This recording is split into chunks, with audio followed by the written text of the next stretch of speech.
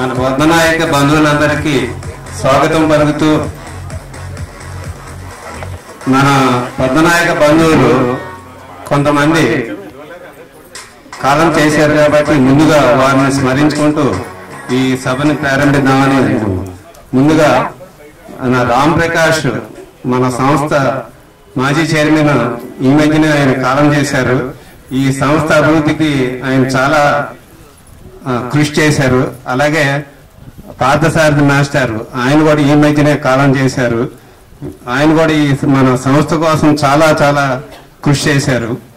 అలాగే ఇంకా మిగతా పద్మనాయక బంధువులు ఈ మధ్యన ఎవరైతే కాలం చేశారో వారందరి గుర్తుగా అందరూ ఒక నిమిషం మౌనం పాటించవలసింది కోరుతున్నాను.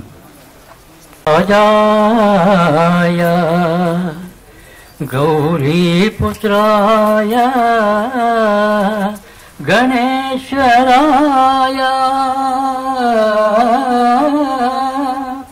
వరసిద్ధి వినాయక పద్మనాయకుల వందన పద్మాల మాల అందుకోవయ్యా అందుకోవయ్యా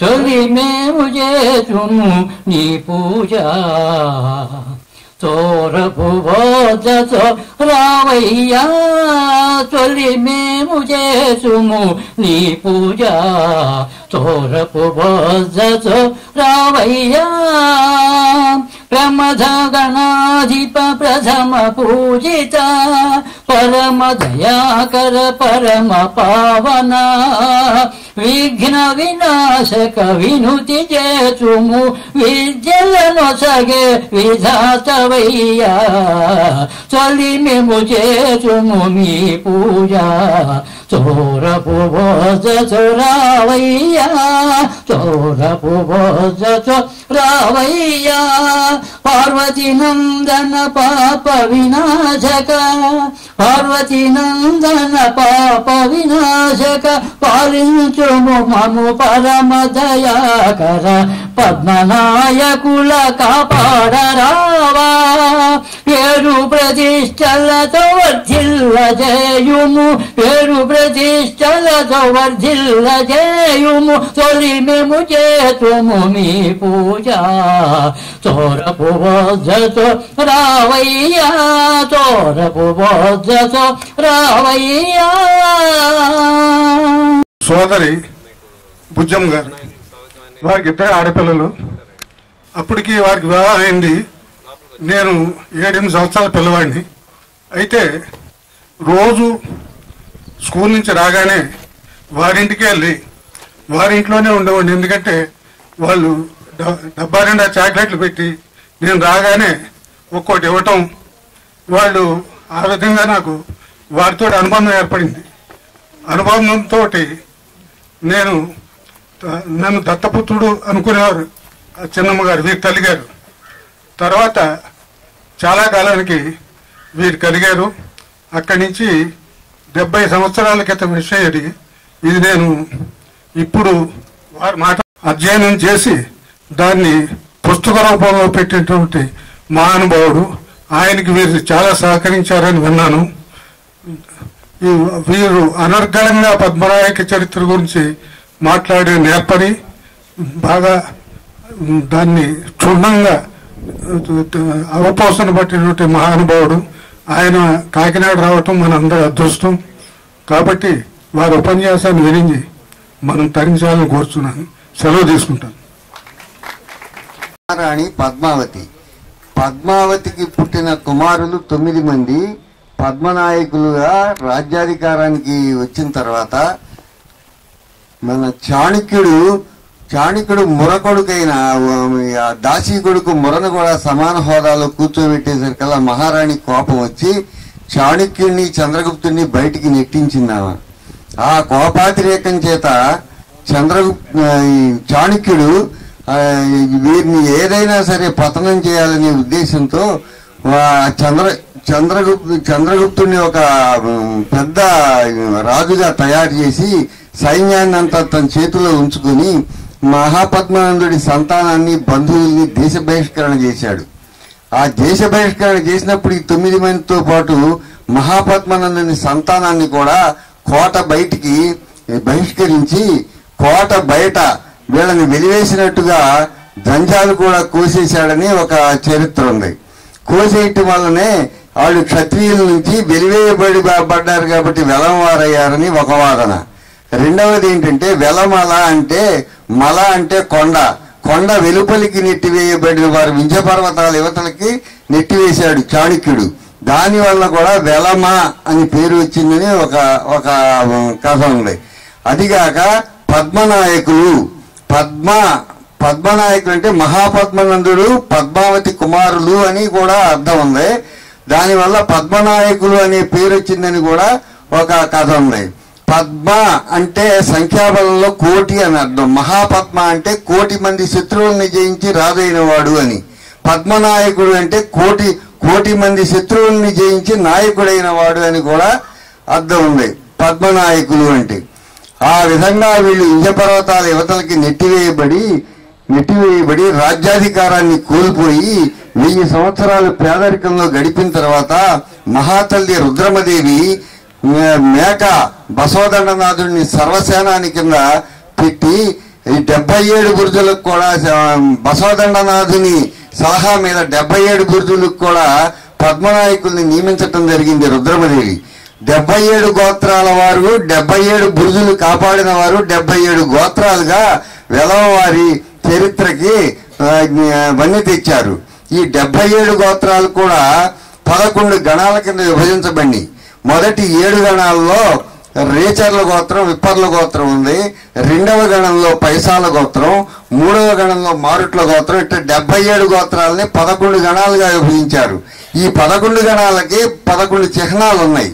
ఒక్కొక్క చిహ్నానికి కత్తి అని, ఒక చిహ్నానికి చక్రం అని, ఒక చిహ్నానికి శంఖని 11 గుర్తులు ఉన్నాయి. 11 గణాలకు కూడా 11 గుర్తులు ఉన్నాయి. ఆ రుద్రమదేవి బసవదండనాయుడి సాయంతో కాకతీయ సామ్రాజ్యాన్ని పూర్తిగా రక్షించిన వాళ్ళు పద్మనాయకులు. ఇది అయిపోయిన తర్వాత ఇంతకంటే ముందు పల్నాటి యుద్ధంలో బాలచంద్రుడు అసలు బ్రహ్మనాయుడు చాలా గొప్పవాడు. అతడు నలగామరాజుకి నాయకురాలు నాగమ్మ మంత్రి అయితే ఆయన తమ్ముడికి బ్రహ్మనాయుడు మంత్రిగా పనిచేశాడు.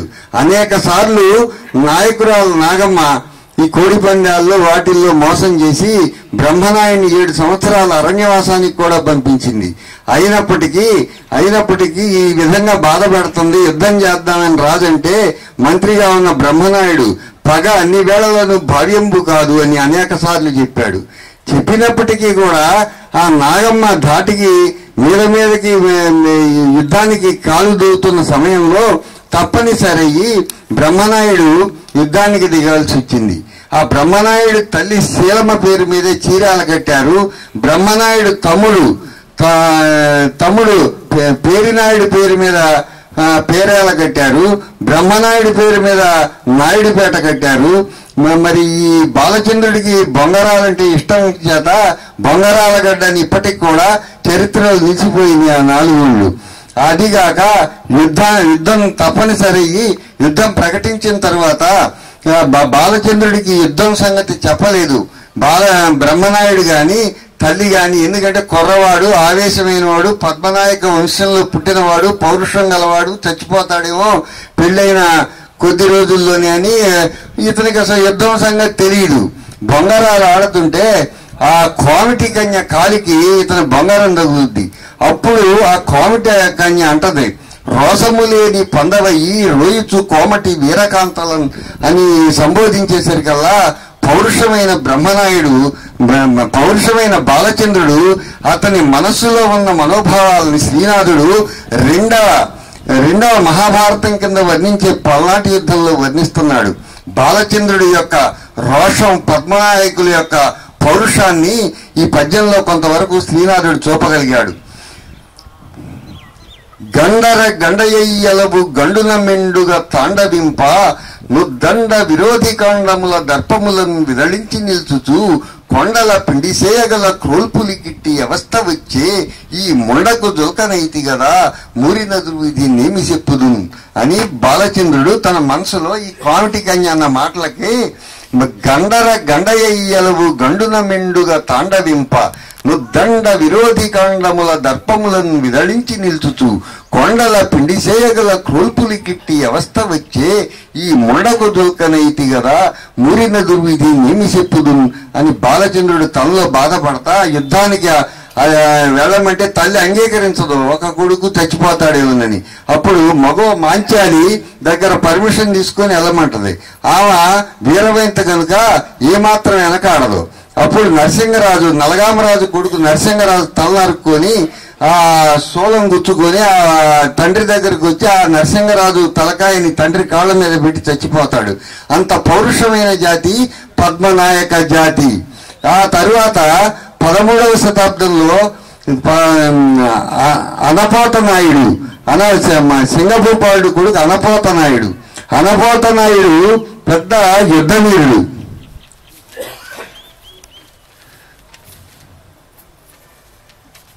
కొండవీడికి విస్తరింపజేశాడు.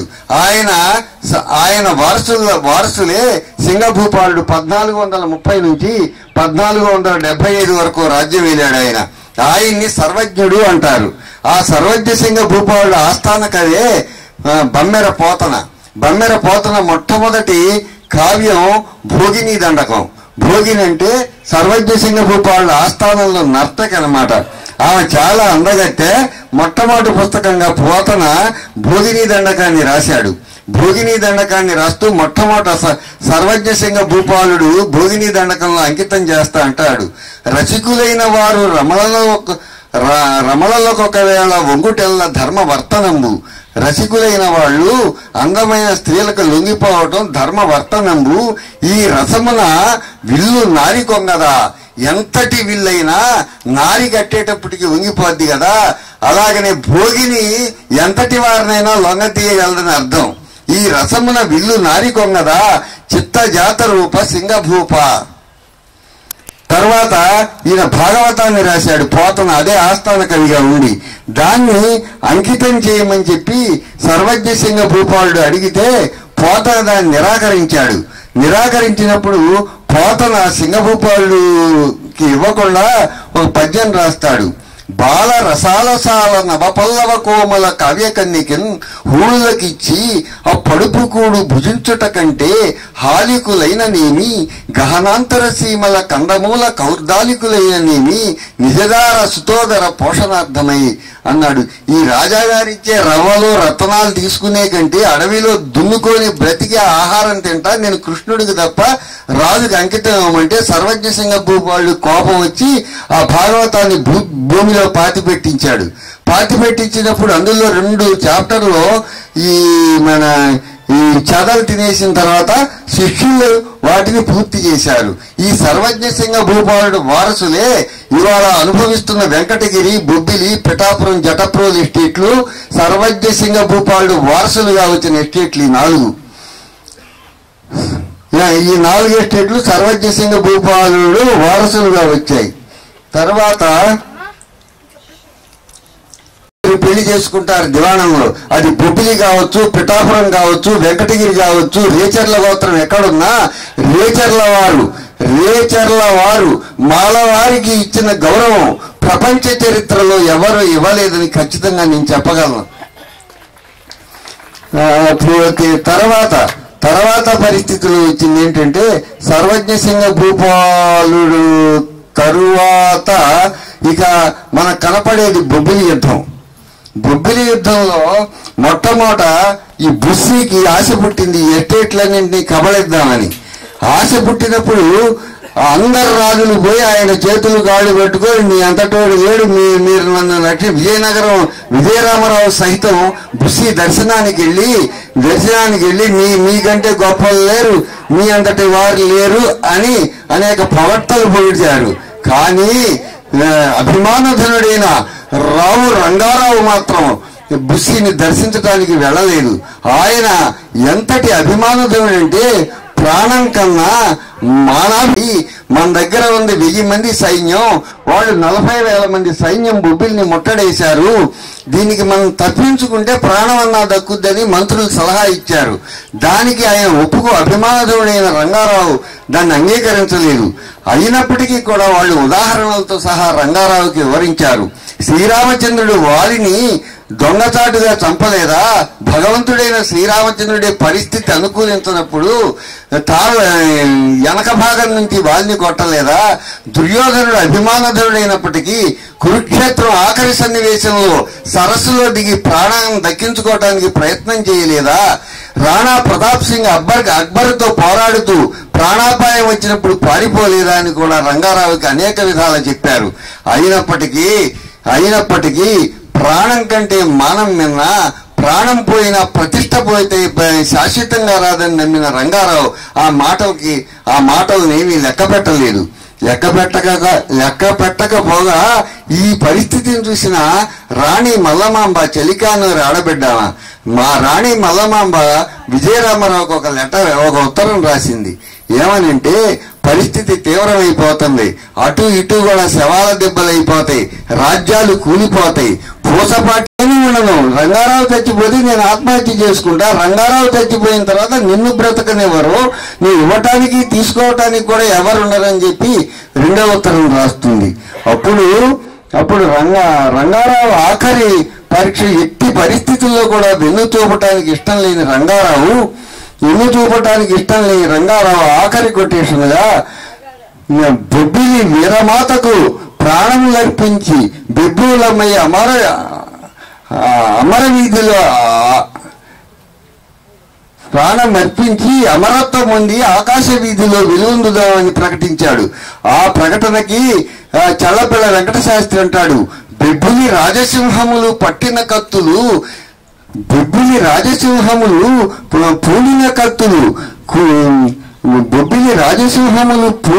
పూనిన కత్తులు నడుస్తూ ఉంటే అది దేవలోకంలో ఊరేగింపులాగుంది కానీ బొబ్బిలి రాజు పట్టాభిషేకంలాగా ఎవరు ఊహించలేదు. అట్లాంటి మహోన్నత స్థితి కలిగిన బొబ్బిలి చిట్ట చివరికి సర్వం యుద్ధంలో దిగిన తర్వాత రంగారావు చచ్చిపోతాడు. రంగారావు చచ్చిపోతే ఆయన అందాన్ని గురించి ఉన్న బుస్సి చచ్చిపోయిన శవాన్నైనా చూసి ఆ అందం అనేది ఎట్లా ఉంటుందో చూద్దామని చెప్పి ఆ శవం దగ్గరికి వచ్చి ఆ అందాన్ని చూస్తాడు. అది ఎప్పుడైతే రంగారావు చచ్చిపోయాడని తెలిసిందో మహాతల్లి మల్లమాంబ ప్రపంచ చరిత్రలో రంగారావు కంటే గొప్పదైన చెలికానూరు ఆడబిడ్డ అయిన మల్లమాంబ తన మాట ప్రకారం భర్త మీద ఉన్న అభిమానంతో బొబ్బిలి అందరూ చచ్చిపోయిన కారణంగా విజయరామరావుకి లొంగకుండా ఉండే కారణంగా చితిమంట వేసి మహారాణి ఎప్పుడైతే అగ్నిలో దూకిందో 100 మంది పైచిల్లర పద్మనాయక స్త్రీలు అగ్నికి ఆహుతైపోయారు. అప్పుడు రాజాంకోట రక్షించడానికి వెళ్ళిన తాండ్ర పాపారాయుడు వచ్చేసరికల్లా రంగారావు లేడు, మల్లమాంబ లేదు, వీరులు లేరు, ఎవరు లేరు, వెంగళరావు లేడు, అన్ని కూడా శవాల గుట్టలా కనపడింది. దాన్ని కోటగిరి వెంకటకృష్ణారావు గారు అంటారు, బొబ్బిలి కోట బురుగుపై తండ్ర పాపని తలత్తాళ్ళ కత్తి అంటారు ఆయన దాన్ని. ఆ తరువాత ఈ తాండ్ర పాపారాయుడు అంతులేని ఆవేశంతో అంతులేని విజయనగర రాజుని అర్ధరాత్రిపూట చంపాలని చెప్పి వెళ్తాడు. వెళితే దాన్ని కోటగిరి వెంకటకృష్ణారావు గారు తన పద్యంలో చెబుతున్నారు. ఆ తీవ్ర రూపం తాండ్ర పాపారాయుడు తీవ్ర రూపం ఎలా ఉందంటే, పులి అన్న కేకలు నృప పొంగవ గుండెలు పిండివేయగా పులిగని కంపమందు అజపోతము రీతిని. అజపోతం అంటే ఆంబోతు అర్ధంతరంగా అడవిలో పులిని చూసినప్పుడు ఆంబోతు ఎలా బెదిరిపోద్దో పులిగని కంపమందు అజపోతము రీతిని నీలిమేఘ మండలమున పారుతున్న ఖగనాథుని గాంచిన నలు కైవడి పైన గద్ద తిరుగుతూ ఉన్నప్పుడు పోమ ఎలా ఉణికిపోద్దో విజయరామరావు అట్ట ఉణికిపోయాడంట. నీలిమేఘ మండలమున పారుతున్న ఖగనాథుని గాంచిన నలు కైవడి కలవర మొందెక్కుంది లయకాలుని చూచిన జీవి పోలికన్. లయకాలుడంటే యముడు, మరణించేటప్పుడు యముడు వచ్చినప్పుడు జీవి ఎలా గదగద వణుకుద్దో విజయరామారావు అలా వణిగిపోయాడని గంపలగూడెం కోటగిరి వెంకటకృష్ణారావు గారు తన బొబ్బిలి అనే గ్రంథంలో వివరించారు. ఈ తరువాత ఈ బొబ్బిలి యుద్ధం తర్వాత 1783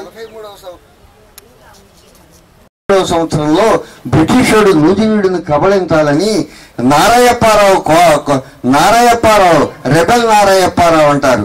నారాయప్పారావు కోట మీద దాడి చేయడానికి లెఫ్టినెంట్ గవర్నర్స్ మిలిటరీది వేసుకుని నూజివీడు కోట చుట్టూతా వాడు కాల్పులు జరపటం మొదలు పెట్టాడు. నారాయప్పారావు అంతకుముందే బొబ్బిలి నుంచి నేర్చుకున్న గుణపాఠాలను బట్టి ఆయన ముందే చెప్పించారు జనానికి. తిరువూరు, భద్రాచలం, మైలవరం, విసనపేట 1,00,000 జనం 3 రోజుల్లో కోట కాపాడటానికి ప్రాణాలు ఇవ్వటానికి జనం 1,00,000 జనం మూగారు అక్కడ. ఈ 1,00,000 జనాన్ని చూసి ఇంకా మహాసముద్రం లాగా కోట చుట్టూ జనం చేరుతున్నారు. ఇది చూసిన బ్రిటిషుడు ఇది నూజివీడు కోట ముట్టడించాల్సి వస్తే మనం ఒక్కళ్ళం కూడా ప్రాణాలతో మిగలమని 3 రోజులు అట్టే కాల్పులు కానీ 4వ రోజు అంతు లేకుండా వెళ్ళిపోయారు. ఆయనకు ఉన్న బలం అలాంటిది. 1,00,000 మంది జనం కోటను కాపాడటానికి కోట చుట్టూతా ఆళ్లే అన్నాలు కట్టుకుని రాత్రింబగళ్ళు వచ్చి 1783 నవంబర్లో నూజివీడు కోటని కాపాడారు. అలాగే నారాయప్పారావు గారు ఆకిరిపల్లి దేవస్థానం కట్టారు. ఆకిరిపల్లి దేవస్థానం చాలా ప్రఖ్యాతమైంది. ఆయన కట్టిన కోనేరు భారతదేశంలోనే అత్యంత ప్రతిష్టాకరమైన కోనేరులో ఒకటి. ఆయన గుణగణాలు ఎలాంటివి అంటే మీద పడుకోవాలి, ఆయన కింద చాపేసుకొని పడుకునేవారు. ఒంటిపూట అశనంబు, ఒక్క పూట ఆహారం తీసుకునేవారు. నాటిగల బ్రహ్మచర్యంబు, ఖచ్చితమైన బ్రహ్మచర్యాన్ని పాటించేవారు. నా తరమా పూట గడుప నారాయభూష అని ఆయన ఆస్థాన కవి రాశారు ఆయన గురించి. ఇకపోతే మద్రాసు నిర్మాణం 1639లో ప్రపంచకంలోని అత్యంత ప్రతిష్టాకరమైన మహాపట్టణాల్లో ఒకటైన మద్రాసు ప్రపంచంలో ఉన్న ఒక పేరు మీద నిలిచిన మహాపట్టణాల్లో అమెరికా స్వతంత్రం తెచ్చిన వాషింగ్టన్, రష్యాలో సెకండ్ వరల్డ్ వార్ లో భీకరంగా పోరాడిన స్టాలిన్గ్రాడ్, లెనిన్గ్రాడ్, ఈ 4 తర్వాత ఒక పద్మనాయకుడి పేరు మీద 1639లో చన్నపట్నం దామెర వెంకటాద్రి నాయన వారు తన తండ్రి గారి పేరు మీద చన్నపట్నం అని 1639లో దానికి ఫౌండేషన్ స్టోన్ వేసి ఆ మహానగరాన్ని నిర్మించారు. ఆయన తండ్రి గారి పేరు చన్నమనాయన వారు. అది 1696లో బ్రిటిషుడు అంటే 50 ఏళ్ళు చన్నపట్టణం అనే పేరు మీద ఉన్న మద్రాసు 1696లో దాన్ని మద్రాసుగా మార్చారు. అది 300 సంవత్సరాలు మద్రాసు అనే పేరు మీద ఉంది.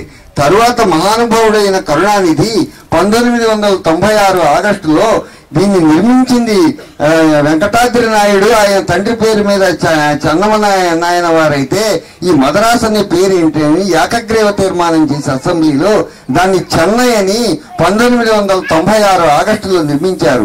ఒక మహాపట్టణం ప్రపంచకంలో ఒక పద్మనాయకుని పేరు మీద ఉందంటే అది ఎంతటి శక్తివంతమైన జాతో మీరు ఒక్కసారి ఆలోచించి మీరు మనసులో తెచ్చుకోవాల్సిన పరిస్థితి ఉంది.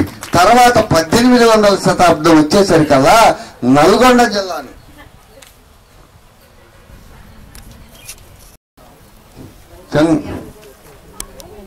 కవి గురించి రాస్తున్నాడు కొన్ని మాటలు.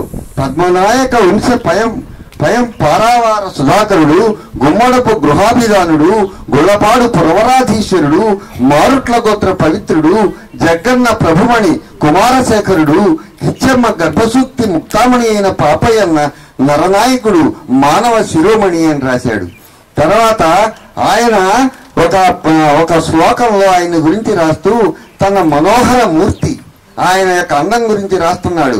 ఆయన మనోహర మూర్తి, తనదు తేజస్సు రాజహంసలను నిరాకరింప, పెద్ద పెద్ద రాజులను కూడా ఆయన అందం తేజస్సు వల్ల నిరాకరింపబడ్డారంట పెద్ద రాజులు కూడా. పోతే గుమ్మడపు పాపంద్రపతి యొక్క శుభలక్షణాలను గురించి ఒక పద్యంలో నేను తాత్పర్యం రాశాను. పద్యంలో రాస్తూ పాపంద్రపతి చేతుల్లో చేప పిల్లలు పోయిన అదృష్ట రేఖలు, ముఖంలో చక్కని తల వెంట్రుకలు తల వెంట్రుకల్లో శోభితమైన తల వెంట్రుకలు, ఆయన కంఠస్వరము గౌడరాగమును వర్పించు కంఠస్వరము, లోకములోని ధర్మ ప్రవర్తన ఆయన చెవులకు ఎల్లవేళలా తాకుతూ ఉంటుందని రాశాడు శోభనాద్రి కవి. పోతే ఆయన పద్యం ఒక దాంట్లో అంకిత పద్యంలో వినతమగు గుమ్మడపు వంశ పయోధి జన్మమొందిన పాపన్న జనవరుండు చిత్రముగా చంద్ర ధర్మ విశిష్టాశిష్ట సరళి నొప్పియు భూపాల చంద్రుడయ్యే. పోతే ఆయన వైశిష్యంలో ధర్మరాజుతో పోల్చబడ్డాడు ఆయన. పోతే ఆయన రాజ్యసభ ఎట్లా ఉంటుందో చెబుతున్నాడు. ఆయన రాజ్యసభ ఎందు వేదాంతులు, మీమాంసులు, తార్కికులు, వైవాకరులు, శాస్త్రజ్ఞులు, అధ్యాపకులు, విద్వాంసులు, సత్కవులు, పౌరాణికులు, వంది మాగదులు, గాయకులు, పరిహాసకులు, వాంసితమౌ రసికులు, మంత్రులు, రాయబారులు, భటులు, వరపల్లవాష్టవులు, స్వకార్య నిమగ్నులు కొలువుదీరి ఉండేవారట. ఈ వచనములో ప్రతి వాక్యము పాపం తృప్తి కీర్తి కిరీటానికి చిలికిన కాంతి కలికితురాయి మాత్రమే.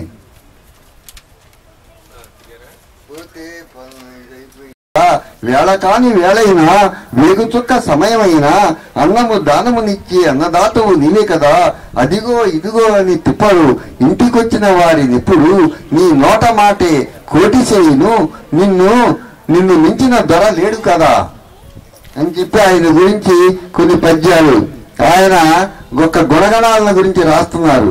నటకుల పాలిట భోజుడు అని నాట్యకళా నిధుల మెచ్చగా పటుతరం ధర్మదాతవని బాయకనుందురు నిన్ను యాచకు భటులకు కామధేను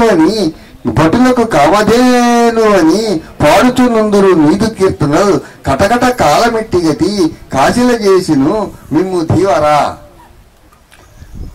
కోట లక్ష్మి వలి కంటిలీనుడు రాని. పూర్వం కోటలో లక్ష్మి ఉందంటే దొరసానే లక్ష్మిగా కోట కాంతులీనేదనమాట దొరసాని లోపల ఉంటే. అలాంటి దొరసాని ఏమైందంటే అపరంజి ఎందెలు అదృశ్యమాయే, కోట గోడలు చూడ కూలిపోయే. ప్రస్తుత పరిస్థితిలో ఇలాగుందని చెప్పి చెప్తున్నాడు అనమాట. పోతే ఈ మధ్యకాలంలో మహోన్నతుడు మహామనిషి అయిన ఎంఆర్ అప్పారావు గారికి మా బాబు అనే ఒక నవల్ని విశ్వనాథ సత్యనారాయణ గారు అంకితం చేశారు. ఆయన ఎస్ఆర్ఆర్ కాలేజీ తెలుగు హెడ్గా పనిచేస్తా ఈయన వైస్ ఛాన్సలర్ గా ఉన్నప్పుడు మా బాబు అనే ఒక నవల్ని ఈయనకి అంకితం చేశారు. అందులో విశ్వనాథ సత్యనారాయణ ఎంఆర్ అప్పారావు గారిని గురించి అంటున్నారు. రాజ్యమును పోవచ్చును రక్తమందు కూడుకొని ఉన్న రాజగుణంబు పోదు, దాని నిర్దాతనము వేరు, దానిదైన టీవీ వేరు, ఆ తొలి పువ్వు తావి వేరు.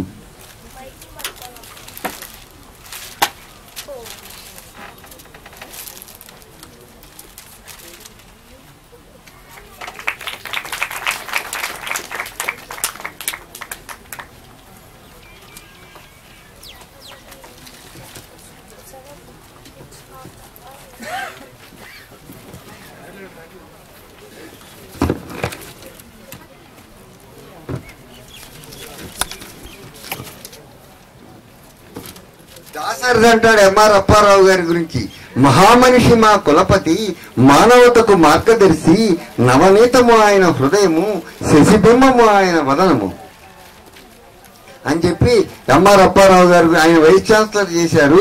తరువాత మంత్రిగా గారు కూడా చేశారు. 6 సార్లు ఎమ్మెల్యే చేశారు. ఈ కాలపు మహామనిషిలో ఎంఆర్ అప్పారావు గారు. కాకినాడలో మీటింగ్ లో ఉండి పిఠాపురం మహారాజా అని తలవకపోతే అదొక మహానేరం అవుతుందేమో తెలియదు. ఆయన 1985లో పుట్టారు. పిఠాపురం మహారాజా 85లో పుడితే అది అసలు రాణి గారి కొడుక కాదా అని చెప్పి పెద్ద దావా జరిగి అది ప్రీవీ కౌన్సిల్కి 5 ఏళ్ళు తెరిచింది. అయితే లండన్ ప్రీవీ కౌన్సిల్లో ఏం చెప్పారంటే, రాణి గారు రాజా గారు తన కొడుకులని ఖచ్చితంగా చెబుతుంటే దీనికి విచారణ ఉంది, రాజ్యం మొత్తం ఆయనకు అప్పు చెప్పమన్నారు. అలాంటి మహారాజా 1985లో ప్రీవీ కౌన్సిల్ నుంచి తీర్పు వచ్చింది. 1900 ఆయన 21వ వివాహం చేసుకున్నారు కపిలేశ్వరపురం రాజా గారి కూతుర్ని, ఆమె కూడా కవియను. ఆయన కందుకూరి వీరేశలింగం లాంటి మహాపండితుల్ని, లక్ష్మీ నృసింహం లాంటి గొప్ప గొప్ప కవుల్ని కూడా ఆయన పోషించారు. రవీంద్రనాథ్ ఠాగూర్ కూడా 2 రోజులు ఆయన దగ్గర ఆ మహారాజా కవులను పోషించే తీరు చూసి ఆయన 2 రోజులు రవీంద్రనాథ్ ఠాగూర్ గారు కూడా ఇక్కడ ఉన్నారు. మహాత్మా గాంధీ కూడా చాలా సార్లు ఆయన గురించి మాట్లాడారు. తర్వాత జలగం వెంగళరావు గారి గురించి దాశరథి 3 పద్యాలు చెప్పాడు. డొంక తిరుగుడు లేనివాడు, ముక్కుకు సూటిగా వెళ్ళువాడు, పంకము వంటి ప్రపంచంలో పద్మంలా జన్మించిన వాడు, అఖిల భారత చిత్రపటంలో ఆంధ్రదేశానికి అపురూపమైన స్థానం కల్పించిన సమర్థుడు జలగం. తెలుగు జాతి ముక్కలు కాకుండా కాపాడినవాడు, తెలుగు భాషను రతనాలందలం ఎక్కించిన వాడు, ప్రజల కోసం బ్రతుకును అంకితం చేసిన వాడు, 10 కాలాలు ముఖ్యమంత్రిగా ఉండవలసిన వాడు. దాశరథి 2వ పద్యం. 3వ పద్యం. కార్యవాది, ఆశావాది, సౌమ్యవాది జలగం, అనుకున్నది ఆచరించి చూపటమే ఆయన ఆదర్శం. మిత్రుణ్ణి పుత్రుని కంటే మిన్నగా చూచుకునే తత్వం ఆయనది. ఎంత ఉన్నతి పొందితే అంత వినయం ఆయన ధ్యేయం అని చెప్పి జలగం వెంగళరావు గారిని ఆయన చేశారు. అయితే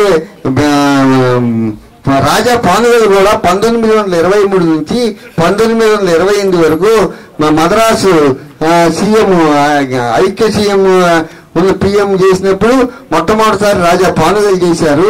తర్వాత బొబ్బిలి రాజా గారు చేశారు. తర్వాత గంపలగూడెం కుమార్ రాజా గారు కూడా 2 సంవత్సరాల ఆంధ్రప్రదేశ్ కాంగ్రెస్ ప్రెసిడెంట్ చేశారు. తర్వాత ఇప్పుడు కేసీఆర్ అనేక త్యాగాలు చేసి తెలంగాణని తెచ్చి మహోన్నతమైన పద్మనాయక కీర్తి తురాయిని ఆకాశానికి ఎగరేసిన మహానుభావుడు కేసీఆర్ ప్రస్తుతం. అలాంటి మహోన్నతమైన జాతిన పుట్టి మన జాతి పరాక్రమం గాని, మన జాతి వీరోచిత పోరాటం గాని, మన జాతి అభిమానం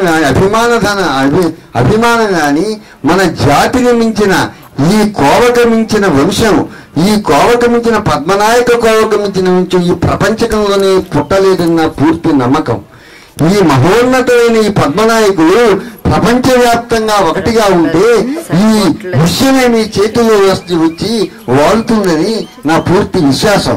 మీరు పద్మనాయకుల కంటే గొప్పవాళ్ళు ఈ ప్రపంచంలో పుట్టారంటే ఎవరు నమ్మలేని నిజం అది.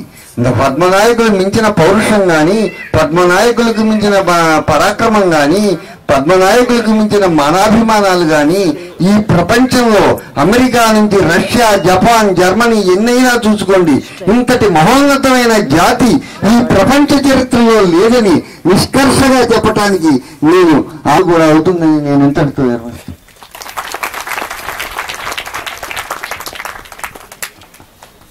అమ్ముకుంటా వస్తున్నారు. అలా ఎంతమంది సమాజంలో వెనక్కి వెళ్ళిపోతున్నారు మీరు కూడా ఒకసారి ఆలోచించండి. దానికి పరిష్కార మార్గం ఏంటి? ఇప్పుడు వ్యవసాయం చేయాలి, లేదా వ్యాపారం చేయాలి. రాజకీయంలో సంపాదించే తెలియవర్గం ఉండదు. ఎందుకంటే మన అల్పసంఖ్యాక వర్గం రాజకీయంలో నిజాయితీగా ఉంటేనే మనం ఎన్నో ఇబ్బందులు పడుతున్నాం. ఇక తప్పు చేస్తే మనం చల్లబడుతుంది. సంఖ్యాబలం ఉన్నవాడు తప్పు చేసినా ఒప్పు చేసినా వాడు చల్లమని అవుతాడు, కానీ మనం చల్లమని కాలేం. అసలు మనం తప్పు చేయడానికి ఇష్టపడం ముందు. కాబట్టి మన వ్యవసాయం చేస్తే వాళ్ళ ఏమి మన పనికిరాని వ్యవసాయానికి వాళ్ళ ఎవడు మట్టి విసుక్కొని వ్యవసాయం చేసుకుంటాడో వాడికే కలిసి వస్తుంది. పోతే వ్యాపారం ఏదో వాళ్ళు చేశారు వీళ్ళు చేశారని చెప్పేసి మనం ఏదైనా వ్యాపారం చేస్తే అది కలిసి రాదు, ఖచ్చితంగా పాడైపోద్ది. పక్క వాళ్ళని చూసి మన కుర్రాడు ఎవరో ఇంజనీరింగ్ చదివాడు, ఏదో ఒక డీలర్షిప్ తీసుకున్నాడు, మోటార్ సైకిల్ డీలర్షిప్ వ్యాపారం పెట్టాడు, అప్పులు అరువులు పెడతారు. దొరగారు నమస్కారం అనేప్పటికీ జాలిగుండికి అరిగిపోద్ది. అప్పులు పెడతాం, వసూలు చేయటం చేత అయితేనే అప్పు పెట్టాలి. అది మనకి చేత కాదు. ఆ చేత కాని పరిస్థితి కొత్త కుర్రాడు ఏం చేస్తాడు? ఒక 2 ఏళ్ళు 3 ఏళ్ళు నడిపేప్పటికీ ఈ పెట్టుబడి 10 లక్షలు 20 లక్షలు 50 లక్షలు పెట్టింది కాసి అయిపోతుంది. వ్యాపారం చేయాలంటే అనుభవం కావాలి, చూసుకోగలగాలి, చేసుకోగలగాలి. అంతేగాని 4 వ్యాపారాలు పెట్టి నలుగురు అప్పు చెబితే దొరగారు అంటారు, ఏదో ఎవడైతే చెప్తారో మగప్రీతి మాట చెబుతారో మనం బాగానే ఉందనుకుంటాం. చివరికి 4 వ్యాపారాలు కూడా గల్లంతే పోతాయి, పెట్టుబడులు పోతాయి. కాబట్టి అనుభవపూర్వకమైనటువంటి వ్యాపారాలు చేయాలి రాబోయే రోజుల్లో. లేకపోతే పిల్లల్ని బాగా మంచిగా చదివించుకోవాలి. చదివించుకుంటే వాళ్ళ సాఫ్ట్వేర్ ఫీల్డ్ కానీ ఎన్ఆర్ఐలు కానీ ఎంతోమంది ఎంతో ఉన్నత స్థానాలకు వెళ్ళారు. చిన్న వర్గాల నుంచి కూడా వాళ్ళ పైకి వచ్చిన వాళ్ళు ఎంతమంది ఉన్నారు ఎగవాళ్ళు. మరి పెద్దవాళ్ళు చాలా మంది పాడైపోయారు, కానీ బాగా ఉన్నారు. వాళ్ళ ఆదాయాలు పెంచుకునే వాళ్ళు బాగున్నారు. మనకు పేరు వద్దు, ఎంతో మంది మనకు తెలుసు. ఉన్నతంగా కోట్ల ఆస్తులు ఉన్న వాళ్ళు కూడా వాళ్ళు ఏమైపోయిన ఆస్తులు ఎందుకు పాడవుతున్నాయి? ఈ ప్రశ్నకు సమాధానం కావాలి. ఇది ఆలోచించాలి. తర్వాత ఇంకోటి ఉంది మన దగ్గర తప్పు ఏంటంటే, మన వాడు ఒకడు ముందుకెళ్తుంటే గౌక్కున మనం దాన్ని ఆమోదించలేము. నాకంటే ముందుకెళ్తాడా ఏంటనేది ఒకటి ఉంటుంది. కానీ ముందుకెళ్ళి ప్రోత్సహించాలి. కింద పడిన వాళ్ళని తీసి నవ్వుతాం, నవ్వకూడదు. చేయమండి, కొంచెం చేయమండి. ఇప్పుడు మనం ఒంటరి ప్రయాణం అనేది మంచిది కాదు. ఎందుకని ఎవరో గౌరవించే వాళ్ళ వీళ్ళతో ఉపయోగం ఉంది, అవసరం ఉందంటే ఏ రాజకీయ పార్టీ అయినా, రాజకీయ నాయకుడైనా, ఇంకొక వ్యక్తులైనా ఎవరైనా సరే ఖచ్చితంగా గౌరవిస్తారు. కాబట్టి సంఘబలంతో ముందుకెళ్తేనే తెలంగాణ భవిష్యత్తు ఉంది. రాబోయే రోజుల్లో కష్టపడి పని చేయాలి, స్వయంగా చూసుకోవాలి, ఎవరి మీద ఆధారపడకూడదు. వ్యవసాయమైనా, వ్యాపారమైనా, ఇంకోటైనా సరే ఆ రకంగా చేసుకుంటూ భవిష్యత్తులో మనం ముందుకెళ్లే మార్గాలను అన్వేషించకపోతే జాతి దెబ్బతినే పరిస్థితులు కనపడుతున్నాయి. అందుకోసం ఈ సంఘాన్ని పెట్టడం మెయిన్ ఉద్దేశం 10 మంది ఒకసారి కలిసినప్పుడు ఏదో భోంచేసి వెళ్తే మళ్ళీ సంవత్సరానికి వచ్చి మళ్ళీ ఒకసారి కూర్చొని భోంచేసి వెళ్తే ఏంటి ఉపయోగం? అసలు ఏం చేస్తున్నావు, ఎక్కడున్నావు, ఏంటి? 10 మందిని కలిసి 10 రూపాయలు పోయి చేసి ఒక పేదోళ్ళు ఎవరిని మనలోనే కట్టి, పేదోళ్ళు దరిద్రుడు చదువుకుంటానికి డబ్బులు లేని వాళ్ళు ఎంతో మంది ఉన్నారు. ఒకరిని చదివించండి, 2 చదివించండి, 4 చదివించండి. ఈ అవకాశాన్ని బట్టి ప్రోత్సహించండి. మరి అది ఎంత అవసరం? సార్ నాకెందుకు, నాకుంది, నా పిల్లలు బాగున్నారు, నా కుటుంబం బాగుంది, నా వరకు నాకు ఇంకోటితో పని లేదని బిరిగీసుకుంటే కుదరదు. ఇబ్బంది ఆపద వచ్చినప్పుడు నలుగురు అవసరం కనపడుద్ది. ఆ రోజు ఎక్కడి నుంచి వస్తారు? ఈ నలుగురు రారు.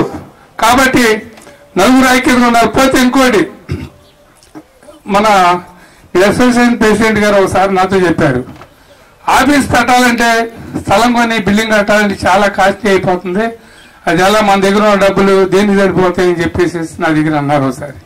దాని గురించి నేను ఒక చిట్కా చెప్పేవారికి. ఇప్పుడు మనలో ఉన్నవారు చాలా మంది ఉన్నారు, ఇళ్ల స్థలాలు కావాల్సిన వాళ్ళు, ఇల్లు కట్టుకునే వాళ్ళు ఉన్నారు. ఒక 5 ఎకరాలు 10 ఎకరాలు మీకు అనుకూలమైన ప్రాంతంలో కాకినాడ సరౌండింగ్ లో తీసుకొని లేఅవుట్ చేసి మీరే ఎన్నుకున్న కమిటీని ఆ 4 5 అప్పచెప్పి ఆ బాధ్యత పైన మానిటరింగ్ ఈ ప్రెసిడెంట్ గారు చేస్తారు. చేసినప్పుడు దాన్ని ఒక మంచి మార్గంలో మంచి ఉద్దేశంతో చేస్తే అది చాలా బాగుంటుంది. పూర్వం పోతే మనం ఎవరి పనులు నాకెందుకు అనుకుంటున్నాం, నాకెందుకు అనుకుంటే కుదరదు. పూర్వం ఒకప్పుడు ఎంఆర్ఆర్ 4 సార్లు నేను నూజివీడులో ఉన్నాను. నేను నూజివీడే నాది. నేను 15 ఏళ్ళ నుంచి విజయవాడలో ఉంటున్నాను. విజయవాడ అసోసియేషన్ ప్రెసిడెంట్ గా ప్రస్తుతం పనిచేస్తాను. నేను నూజివీడులో ఉన్నప్పుడు కోటగిరి హనుమంతరావు రాజకీయంలో నేను ప్రముఖ పాత్ర వహించాను. ఎలక్షన్ వచ్చినప్పుడల్లా ఆఫీస్ అంతా నేనే చూసేవాడిని. అప్పుడు మాకు నూజివీడులో బజార్లో ఎలా వారిని తిడుతున్నారు. మేము కుర్రాళ్ళం, ఎందుకురా వీళ్ళందరూ కాపులు ఇతర కులస్తులు తిడుతున్నారు. ఎంఆర్ఆర్ మీద అభిమానం ఉన్నాడు, వీళ్ళే పాడు చేశారు, టాలీనాయన్ గారి ఎలక్షన్ వీళ్ళు పని చేయలేదు అది పేరు పెట్టి తిడుతుంటే మా పౌరుషం వచ్చి 10 మంది కుర్రాళ్ళని పోగడి అప్పుడప్పుడు కలుస్తూ ఉండేవాళ్ళం. వారానికి 2 వారాలకి నెలకి కలుస్తూ ఉండి నిదానంగా హనుమంతరావు అయితే పనికొస్తాడని చెప్పేసి ఆయన లైన్లో తీసుకొచ్చాం. ఆయన దగ్గర రూపాయి లేదు, ఆయనకు ఒక మోటార్ సైకిల్ కొనిచ్చాం, చందాలు వేసుకోండి. కొనిచ్చిన తర్వాత కారు కొనిచ్చాం. తర్వాత ఎలక్షన్లో నుంచి పెట్టి సంస్థకి ఇచ్చారు. అరే కందినేని రవికుమార్ గారు వీరంతా కూడా ప్రతి ఒక్కరిని కూడా నేను ధన్యవాదాలు చేరుకుంటూ మీ అందరికీ కూడా తగిన విధంగా మేము లంచ్ ఏర్పాటు చేసాం. అందరినీ లంచ్ తీసుకున్న తర్వాత కొన్ని స్పోర్ట్స్, డ్రాయింగ్ స్పోర్ట్స్, మన డ్రాయింగ్ కాంపిటీషన్స్ మన కోటగిరి ప్రభాకర్ రావు గారు వారు ఆధ్వర్యంలో వారు చేస్తారు. దాన్ని పూర్తిగా ఆ ప్రాజెక్ట్ ఆయనే స్పాన్సర్ చేస్తున్నారు. కాబట్టి పిల్లలందరూ కూడా దాంట్లో పాల్గొని వారి అందరికీ కూడా తగిన విధంగా గిఫ్ట్లు అది ఇవ్వటం జరుగుతుంది. అలాగే 14-15 సంవత్సరంలో 5వ క్లాస్ నుంచి డిగ్రీ వరకు ఎవరికైనా 90 కానీ 90% అబవ్ వచ్చిన వారు ఎవరైనా ఉంటే వారందరికీ కూడా ఈ సభాముఖంగా మేము తగిన విధంగా ప్రోత్సహిస్తాము. మాకు కొన్ని అది మన డాక్టర్ విజయలక్ష్మి గారు చెప్తారు. వచ్చిన వారందరికీ కూడా ధన్యవాదాలు చెబుతున్నాను. I request Dr. Vijayalakshmi to come over and hand over the proceedings. Thank you. Viswanatha Rao గారు చెప్పినట్టు ఇవాళ డ్రాయింగ్ పోటీలు ఉంటాయండి, చిత్రలేఖ పోటీలు. అది ఎవరన్నా పిల్లలు బిలో 7 years, బిలో 12 years ఉన్నప్పుడు ఇక్కడ వచ్చి పేర్లు ఇస్తే ప్రభాకర్ రావు గారు కండక్ట్ చేస్తారు.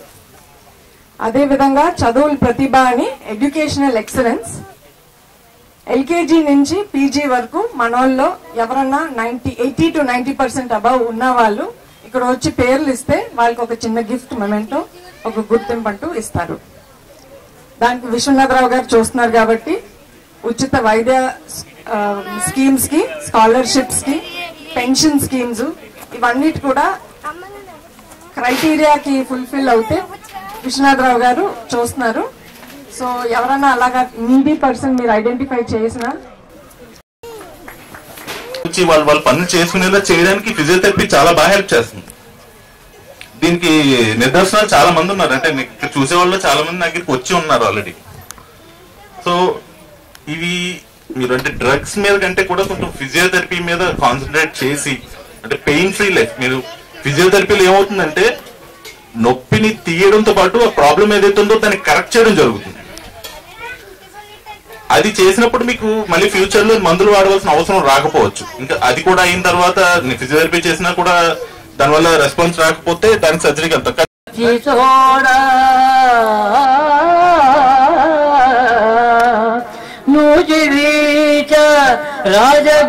రాజగోపాలుని కొలిచిమి రాగరంజితముగా మైలవరమున వెంకటేశుని ద్వారకా తిరుమలేశుని పలనాటి చెన్నకేశుని శరణు వేడితిని పాల్వంచ శ్రీరామచంద్రుని కొల్చితిమి ప్రేమ తోడా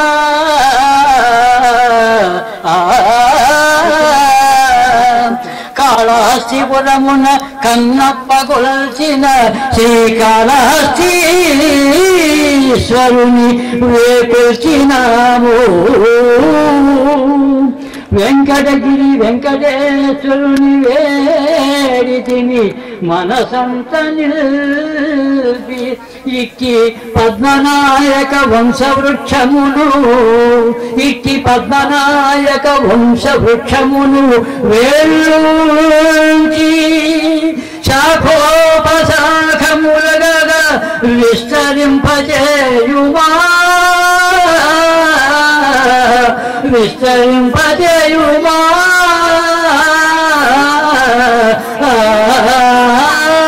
ఈ రోజుకి 11,98,193 రూపాయలు ఈ రోజుకి మన దగ్గర ఉన్న డబ్బు. అది ఏ విధంగా వచ్చిందంటే సభ్యత్వ రూపాయన 2,96,415 రూపాయలు వచ్చింది.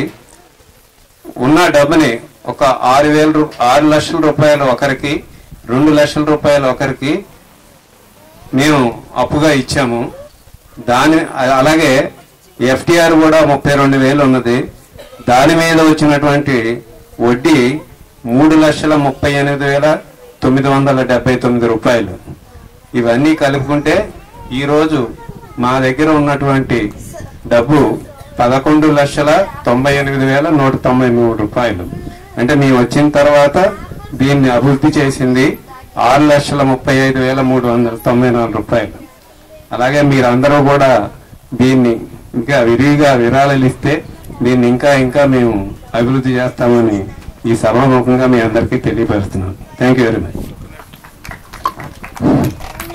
మేము విజయవాడ అసోసియేషన్ తరఫున మ్యారేజ్ బ్యూరో కూడా నిర్వహిస్తున్నాం.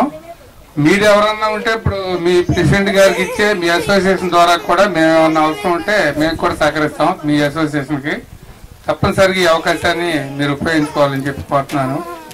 రాబోయే రోజుల్లో మనం ఇంకా యాక్టివ్గా కన్నా అన్ని అసోసియేషన్లు అయితే అన్ని కలిపి మనం ఈ సర్కార్ జలాల అసోసియేషన్ కూడా ఒకటి పెట్టుకోవచ్చు. విజయవాడ క్యాపిటల్ కాబట్టి మేము కూడా యాక్టివ్ పాత్ర వహిస్తాం దాంట్లో. తప్పకుండా మనం చూద్దాం. కానీ వాళ్ళు వచ్చిన జనమే నాకు అంత నిండుదనంగా అనిపించట్లేదు. పోయినసారి వచ్చా నేను, పోయినసారి కొంచెం ఎక్కువగా వచ్చారేమో అనిపిస్తుంది. కొంచెం ఉత్సాహం తీసుకొని మనం ఈసారి వచ్చే మీటింగ్ కి ప్రతి ఒక్కరు ఇంకొకరిని ఎక్స్ట్రా తీసుకొచ్చేటట్టుగా ప్రయత్నం చేస్తే దీన్ని డబుల్ వస్తానికి అవకాశం ఉంది. ఆ శ్రద్ధనే తీసుకుంటారని ఆశిస్తూనే సెలవు తీసుకుంటాను.